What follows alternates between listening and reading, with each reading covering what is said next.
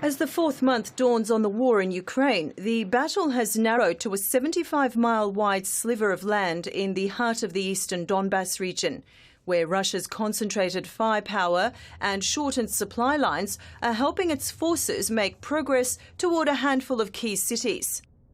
Russia's military has overwhelming superiority in weapons, if not men, tanks, warplanes, helicopters and heavy artillery. But a month into the battle for the east, Russia has made only gradual progress along the eastern front. And in a sign of strength, Ukrainian counterattacks have retaken ground outside Kharkiv, diverting Russian forces and threatening their supply lines. Again, Russia's military has had to accept the difficult reality that it doesn't have the force necessary to fight in too many places at once. The area with the most critical battles is only 120 kilometres wide and includes three key cities, Slovyansk, Kramatorsk and Severodonetsk. Russia's war is now focused on this area. The Kremlin is targeting 5 routes to Slovyansk that would allow it to encircle tens of thousands of Ukrainian troops. It has moved closer in places, but it still hasn't broken through. An enormous Russian force has gathered in Izium and regularly sends units down the main highway to Slovyansk. Artillery shells frontline villages, tanks batter Ukrainian defences and attack helicopters fly overhead. Both sides have taken heavy casualties, but Russia has failed to overwhelm the Ukrainian fighters, who have held their positions for weeks.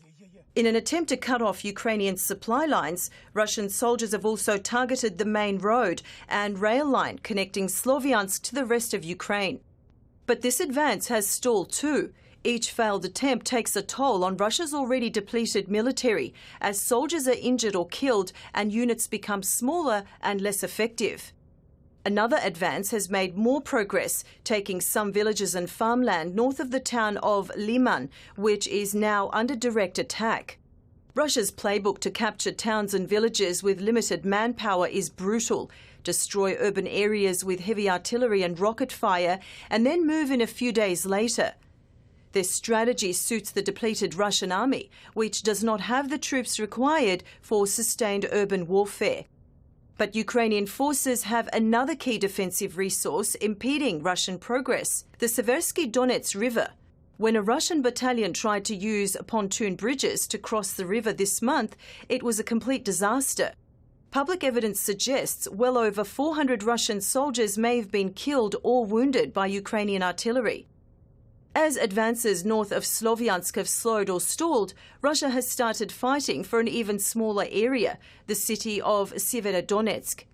As the easternmost city still under Ukrainian control, Severodonetsk is exposed to Russian artillery on multiple sides. Shelling has destroyed vast areas of the city, and civilians are left with no electricity or running water. Ukrainian officials expect a siege similar to what Mariupol experienced. Ukrainian troops will likely hold on to Severodonetsk as long as they can, while inflicting as many losses on Russia's military as possible. Russia's military has gained ground elsewhere in the Donbas. It has finally taken over Mariupol after negotiating the surrender of the last significant pocket of Ukrainian fighters in the Azovstal steel plant. It also forced Ukrainian forces to withdraw from Popasna after relentless shelling and missile strikes left no buildings for them to defend the city from. In a threatening advance, Russia is now moving north from Papansa to try to encircle troops in Severodonetsk and prevent supplies getting in from the west. But these victories aren't enough for Russia to gain control of the Donbas, and its problems may only worsen as the war drags on. Russia has a limited window to re-establish momentum and make significant advances. After that, it may be forced into more defensive positions, and the war could drift into a stalemate. With troops and equipment dwindling, the battle for the Donbas is likely to be the last major offensive of the war.